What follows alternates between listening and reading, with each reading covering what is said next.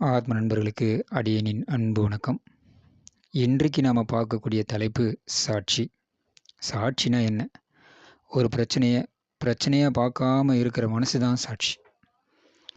பொறுப்பு எடுக்காத மனசு தான் சாட்சி. போராடாத தன்மையில் இருக்கிறது தான் சாட்சி. பந்தப்படாமல் தனிச்சு நின்று பார்க்குற மனசு தான் சாட்சி. உதாரணமாக, நீங்கள் நடந்து போயிட்டே இருக்கிறீங்க, 2 பேர் சண்டை போடுறாங்கன்னு வச்சுப்போம். அதை நீங்கள் பார்க்குறீங்க. எப்படி பார்ப்பீங்க? சும்மா வேடிக்கை பார்ப்பீங்க. சண்டை போடுறவங்களுக்கும் உங்களுக்கும் எந்த சம்மந்தமும் இல்லைன்னா நீங்கள் பாதிக்கப்படுவீங்களா? இல்லைன்னு தான் பதில் வரும். இந்த சண்டையில் போலீஸ் வந்து கேட்குறாங்க, இந்த சண்டையை நீங்கள் பார்த்தீங்களா அப்படின்னு. உடனே நாம் சொல்கிறோம், ஆமாம் நான் பார்த்தேன் அப்படின்னு சொல்கிறோம். வச்சுப்போம். இந்த சண்டை நடந்ததுக்கு நீங்கள் தான் சாட்சின்னு போலீஸ்காரங்க சொல்லுவாங்க. நடைமுறை வாழ்க்கையில் இதை தான் சாட்சி அப்படின்னு சொல்கிறோம். என்ன நடந்ததோ அதை சொல்கிறது, எதை பார்த்தோமோ அதை சொல்கிறது, இதுதான் சாட்சி அப்படின்னு சொல்கிறோம். ஆனால் ஆன்மீகத்தில் சாட்சி நிலை கொஞ்சம் வித்தியாசமாக இருக்குது. அதே சம்பவம் தான், அதே சண்டையை பார்க்கும்போது ஆஹா செம்மையாக சண்டை போடுறாங்கன்னு சந்தோஷப்பட்டா இந்த சண்டையை விரும்ப ஆரம்பிச்சிட்டிங்கன்னு அர்த்தம். என்னடா இப்படி சண்டை போடுறாங்களே, இவங்களுக்கு வேறு வேலையே இல்லையா, அறிவே இல்லையா, இதெல்லாம் எங்கே போய் முடிய போகுது, இப்படி ரோட்லேயே சண்டை போட்டுட்டு இருந்தால் இந்த நாடு எப்போ தான் உருப்பட போகுதுன்னு சலிப்பாக புலம்பிக்கிட்டே இருந்தீங்கன்னா வெறுப்பாக பார்க்குறீங்கன்னு அர்த்தம். வெறுப்பும் இல்லாமல் பார்த்தீங்கன்னா அதுக்கு பேர் தான் சாட்சின்னு ஆன்மீகத்தில் சொல்கிறாங்க. இதை பற்றி இன்னொரு உதாரணம் பார்ப்போம். ஆத்தோரத்தில் 2 பேர் உட்காந்துருக்குறாங்க. அதில் ஒருத்தர் ஆற்று தண்ணி போகிறத சலனமே இல்லாமல் பார்க்குறான். அது எப்படி சலனமே இல்லாமல் பார்க்குறது? தண்ணியில் ஒரு அழகான மாலை வருதுன்னு வச்சுப்போம். அதை ரசித்து பார்க்கல. தண்ணியில் ஒரு டெட் பாடி வருது, அதை வெறுப்பாக பார்க்கல. தண்ணி வேகமாக ஓடினாலும் சரி, தண்ணி மெதுவாக ஓடினாலும் சரி, தண்ணி சேரோடு கலந்து வந்தாலும் சரி, அது ரொம்ப தெளிவாக வந்தாலும் சரி, எந்த சலனமே இல்லாமல் பார்க்குறது, எல்லாத்தையும் ஒரே மாதிரி பார்க்குறான். இதுதான் சாட்சி நிலை. இதை எல்லாத்தையும் இன்னொருத்தனும் பார்க்குறான். ஆனால் அவன் எந்த ஒன்று நடந்தாலும் ஏதோ ஒன்று செய்துக்கிட்டே இருக்கிறான். உதாரணமாக, அந்த அழகான மாலை வரும்போது அவன் ஆச்சரியப்படுறான், சந்தோஷப்படுறான். அந்த டெட் பாடி வரும்போது கல்லை தூக்கி போட்டு ஏதோ விளையாடிட்டுருக்கான். இதுபோல் ஏதாவது ஒரு எதிர் செயல் செஞ்சுக்கிட்டே இருக்கிறான். இவன் இதை சாட்சியாக பார்க்கல. இன்னொரு உதாரணமாக பார்க்கலாம். ஒரு படத்தில் பார்க்குறோன்னு வச்சுக்கங்களேன். படத்தை பார்க்குறதுல 2 வகை இருக்குது. ஒன்று சாட்சியாக பார்க்குறது, இன்னொன்று ஒன்றி போய் பார்க்குறது. ஒரு திரைப்படம், இவங்க நடிக்கிறாங்க, இது உண்மையாக நடந்தது இல்லை, உண்மையாக நடந்தது போல் சித்தரிச்சிருக்கிறாங்க அப்படின்னு தெளிவாக பார்க்குறவங்க தான் சாட்சியோடு பார்க்குறாங்கன்னு அர்த்தம். 2வது, அந்த காலத்தில் இருந்து பார்த்திங்கன்னா நம்பியார், எம்ஜிஆர், இந்த காலத்துலேருந்து சீரியல் வரைக்கும் எல்லோரும் ஒன்றி போய் தான் பார்க்குறாங்க. இப்போ எம்ஜிஆரை நம்பியாரை சண்டை போடும்போது, எம்ஜிஆர் அடி வாங்கும்போது எப்படி இருக்குன்னு யோசிச்சு பாருங்களேன். அப்போது எம்ஜிஆர் அடி வாங்கினா அவனு கத்துவாங்க, சரிங்களா? நம்பியார் அடி வாங்கும்போது சந்தோஷமாக பார்ப்பாங்க. சீரியலில் வடிவேல் காமெடி ஒன்று இருக்கும்.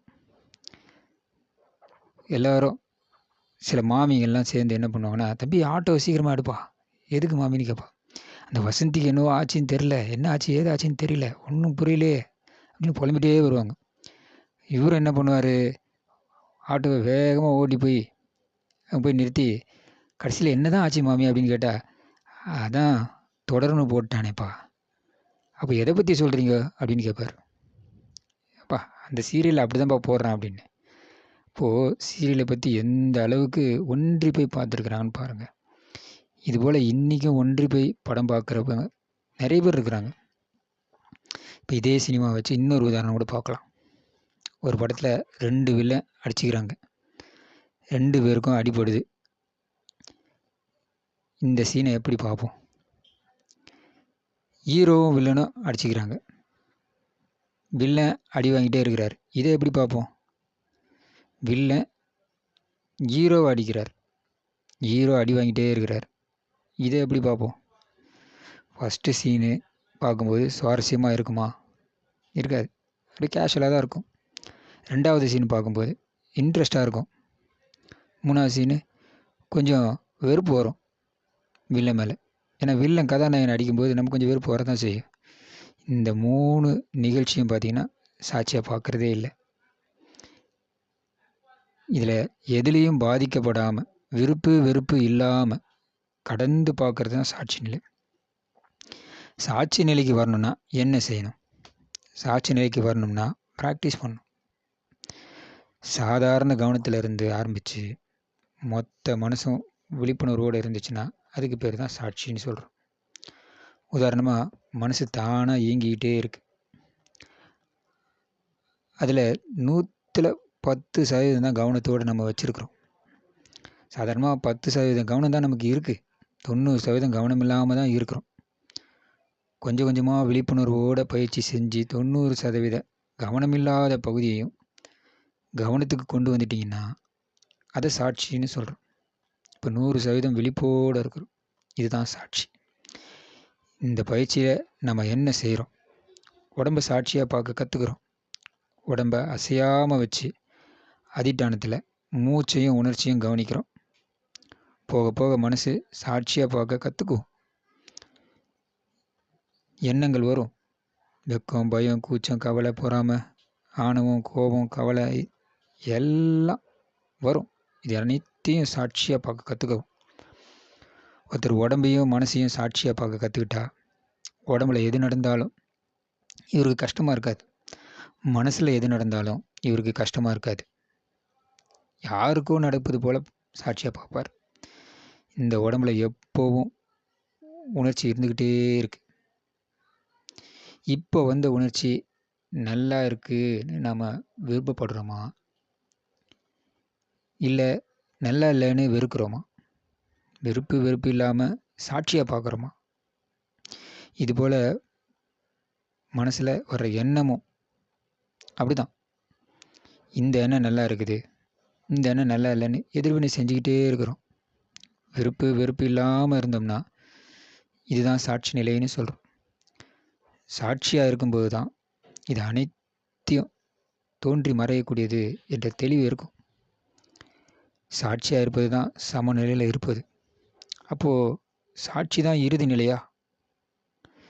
இந்த நிலையை அடையத்தான் நம்ம பிறந்தோமான்னு கேட்டால் பதில் இல்லைன்னு தான் வரும். சாட்சியாக இருக்கிறது அல்டிமேட் இல்லைன்னா எதுதான் உச்சபட்ச நிலைன்னு ஒரு கேள்வி வரும். இறைவன் என்றும் இயற்கை என்றும் சொல்வது எப்போதுமே யதார்த்த நிலையில் இருக்குது. யதார்த்த நிலையில் இருக்கிறது தான் விடுதலை. சாட்சி நிலை யதார்த்த நிலை இல்லையா அப்படின்னு கேட்டிங்கன்னா, சாட்சி என்பது யதார்த்த நிலை இல்லை, அது ஒரு ஞான நிலை, மனசை பக்குவப்படுத்த நாம் ஏற்படுத்திக்கிட்ட நிலை. இந்த நிலைக்கு ஒவ்வொருத்தரும் வரணும். சாட்சி நிலைக்கு பிறகு இயல்பான யதார்த்தமான நிலை வரும். வாழ்க்கையை முழுசாக ஏற்றுக்கிட்டு வாழ்வது தான் விடுதலை. நம்மால் உருவாக்கப்பட்ட ஒன்னோட வாழ்கிறது இல்லை விடுதலை. சாட்சி என்பது நாம உருவாக்கப்பட்டது. அப்போ எதுக்கு சாட்சி நிலையை ப்ராக்டிஸ் பண்ணணும் அப்படின்னு ஒரு கேள்வி வரலாம். உலகியல் வாழ்க்கையில் ஏற்படுற துன்பத்திலிருந்து விடுபட்டு வாழ முடியும். அதுக்கு சாட்சி அவசியம்தான். சாட்சியாக இருந்தால் தான் இது புரியும், இல்லைன்னா இது புரியவே புரியாது. தியானத்துடைய உச்சபட்ச நிலையே சாட்சி தான். இந்த சாட்சி நிலைக்கு நீங்கள் அனைவரும் வர வேண்டும் என்று சொல்லி இந்த உரையை இதோடு நிறைவு செய்கிறேன். வாழ்க விழிப்புடன், வாழ்க நிறைவுடன். நீங்கள் அனைவரும் அமைதியோடு இருப்பீர்களாக. நீங்கள் அனைவரும் மகிழ்ச்சியோடு இருப்பீர்களாக. நீங்கள் அனைவரும் முக்தி பெறுவீர்களாக. விடுதலை அடைவீர்களாக. விடுதலை அடைவீர்களாக. நன்றி, வணக்கம்.